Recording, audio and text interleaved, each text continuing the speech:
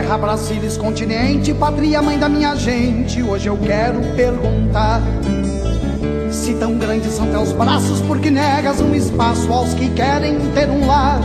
Eu não consigo entender que nesta imensa nação ainda é matar ou morrer por um pedaço de chão. Deputado Cristiano Silveira, presidente dessa honrosa e atuante Comissão de Direitos Humanos, deputado Rogério Correia, deputada eleita Bia, a minha, com muita honra, ex-colega de Ministério Público, doutora Márcia Milanês, hoje desembargadora do Tribunal de Justiça do Estado de Minas Gerais, minha colega de trabalho, vamos dizer assim, que trabalhamos intensamente junto, Ana Cláudia Alexandre, que é defensora pública estadual, doutor William, da Comissão de Direitos Humanos, e me perdoa aqui por não poder cumprimentar a todos, mas é com satisfação, apesar do problema que tem por trás disso tudo, estar presente mais uma vez na Casa do Povo, na Casa Legislativa, e nessa comissão para tratar de um assunto de extrema importância para a sociedade mineira,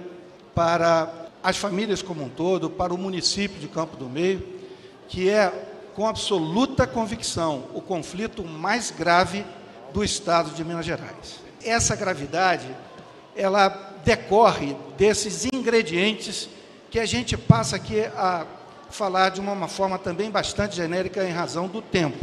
A maior área em conflito com o maior número de famílias. Uma área exemplo de produção em acampamentos no Brasil.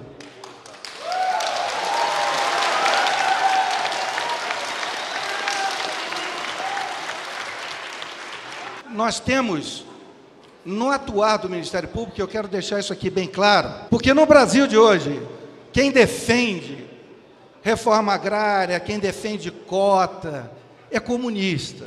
Então eu quero deixar bem claro aqui, o meu trabalho é para que a Constituição Federal, as convenções e tratados internacionais dos quais o Brasil é signatário, e que a legislação infraconstitucional seja cumprida. Ao tempo da, sim, ditadura militar, ao tempo dela, as pessoas que lutavam contra a ditadura parece que tinham que lutar contra leis impostas em estado de exceção. Hoje, sabe o que nós fazemos, deputado? Desembargadora, sabe o que nós fazemos? Sabe o que nós fazemos? Nós temos que lutar para ver a Constituição cumprida. E isso o Ministério Público tem dever. E, pessoalmente, no campo da atuação em conflitos agrários no Brasil, assim, não gosto de falar nesse termo, mas sou referência de atuação no Brasil.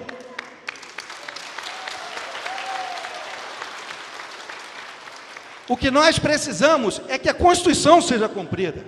Então, tudo que considerarmos agora aqui, não vem em razão ideológica, porque sempre, quando se vai defender a Constituição, hoje é comunista, o cara que defende cumprir a função social da propriedade, construção de uma sociedade justa, livre, solidária, com a erradicação da pobreza e da miséria, para que seja implementada a reforma agrária que tem sede constitucional, para que a função social da propriedade seja considerada não apenas pelo Poder Executivo, mas e, sobretudo, por aquele que deve salvaguardar as leis brasileiras, que é o Poder Judiciário. Essa é uma luta que nós não abrimos mão, seja em qualquer conflito. Agora, nesse especificamente, não se tem a menor dúvida de que quem imprimiu função social a essas terras abandonadas foram esses trabalhadores que estão aqui. E falo isso com a autoridade de quem acompanha esse conflito desde o nascedouro. Eu não caí aqui de paraquedas, não. Eu falo desse conflito que acompanho desde o início. E sempre buscamos, junto com o doutor Alberto Diniz, buscamos uma desapropriação lá em Brasília, que estava prestes a acontecer, mas que por motivos políticos, que só o pessoal do PT pode explicar porque não foi. Depois de uma desocupação traumática em 2009, nós tivemos uma nova ocupação, mas como uma consequência daquelas que vinham anteriormente, daí porque se diz dessas 2 décadas, nós tivemos então, a partir dali, o ressurgimento de uma questão, porque o Poder Judiciário, ele coloca a seguinte questão: olha, os trabalhadores geram conflito, nós vamos dirimir o conflito, mas o Estado não dá a solução. E realmente é complicado. Você tem ali uma massa falida para receber o valor correspondente à indenização, os trabalhadores lá dentro. Como é que se faz isso? Realmente tem que haver uma solução. E o Estado de Minas Gerais deu. O Estado de Minas Gerais, ele teve essa intervenção e decretou a desapropriação desse imóvel. Assim, já estávamos bem caminhando para a resolução disso, inclusive acordando com a massa falida. Eu quero fazer aqui umas considerações. A gente teve, infelizmente, uma decisão que discordamos, respeitamos, porém discordamos do Tribunal de Justiça. Nós temos um pensamento diverso, de que anulou o decreto. Deixar bem claro, doutora Márcia, que o juiz de primeiro grau, ao tratar dessa ação anulatória do decreto, o juiz julgou improcedente a ação. Essa sentença foi reformada no tribunal. Desceu, e com uma rapidez que a gente espera para todos os casos da justiça brasileira, que a gente sabe que o grande problema da justiça brasileira é a morosidade, a grande quantidade de processos atribuídos a cada magistrado, desembargadores, isso leva a uma morosidade, mas como uma rapidez, julgada a apelação ao deslocamento de uma vara agrária, que, no nosso entender, ela já não está cumprindo essa função de vara agrária. O direito agrário não é discutido ali. As questões agrárias não são tratadas. Essa vara foi criada pelo Tribunal de Justiça com o nome de vara agrária, não para aplicar um direito civil, e sim aplicar um direito agrário cuja sede é constitucional. Então, há uma rapidez, e digo, aí é no sentido da injustiça. Como que se determina uma desocupação de um acampamento nessas circunstâncias, a partir de 7 dias? É como se não existissem ali seres humanos, que não existissem pessoas que estavam ali de há muito tempo esperando por essa terra, em que o Estado brasileiro já tinha intervido através do Estado de Minas Gerais com um decreto. Esse decreto teve um mandado de segurança impetrado, o tribunal rejeitou por ilegitimidade de partes, não acolheu. E o juiz de primeiro grau julgou improcedente a ação anulatória.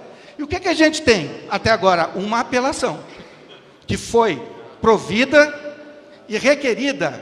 Veja bem, e aqui remonta, doutora Márcia, uma questão técnica que o Ministério Público vai efetivamente trabalhar naquilo que ele deve fazer. Nós faremos um trabalho técnico, legal, constitucional, nos recursos e nas providências que vamos adotar.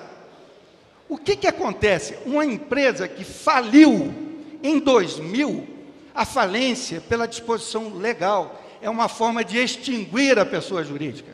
Nós, pessoas naturais, somos extintos para o campo jurídico quando morremos. A pessoa jurídica, uma das formas de extinção é pela falência, então ela já estava morta.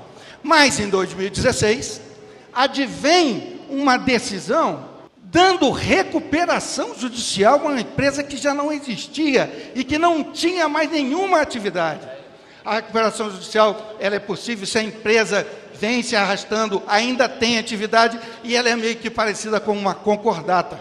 Ou seja, nós temos hoje uma tutela de urgência conferida a uma pessoa jurídica que a gente não consegue identificar o que é. Se é massa ou se é extinção, aí surge uma recuperação judicial. Para mim, é uma situação jurídica bastante complicada, mas que mereceu, deputado, uma decisão judicial. O juiz da comarca de Campos Gerais, que é a comarca que pega Aredianópolis, o juiz prolatou uma sentença extinguindo a recuperação judicial.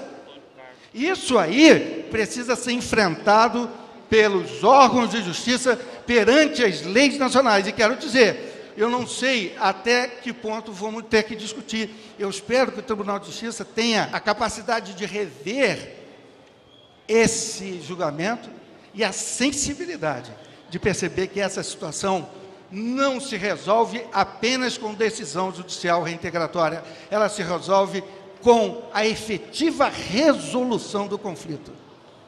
Conheço essa área, deputado, o senhor me desculpa, eu estou apresentando alguns argumentos que se contrapõem, e com todo respeito a Vossa Excelência, nós temos, no entender do Ministério Público, um exemplo de acampamento a ser seguido pelo Brasil.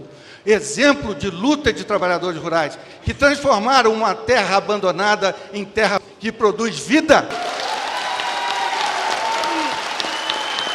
que produz vida e vida digna,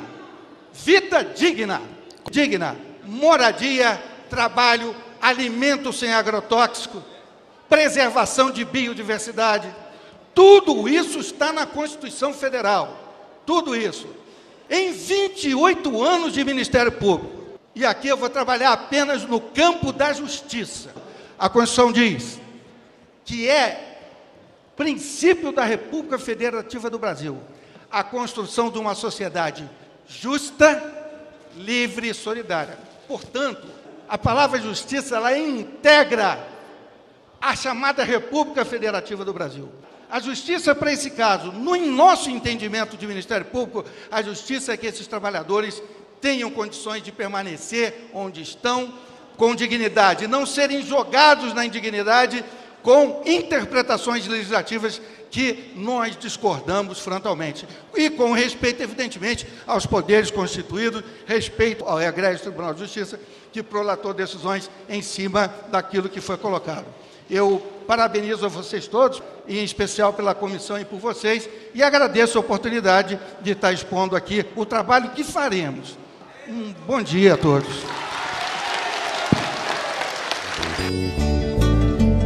Lavradores nas estradas, vendo a terra abandonada, sem ninguém para plantar.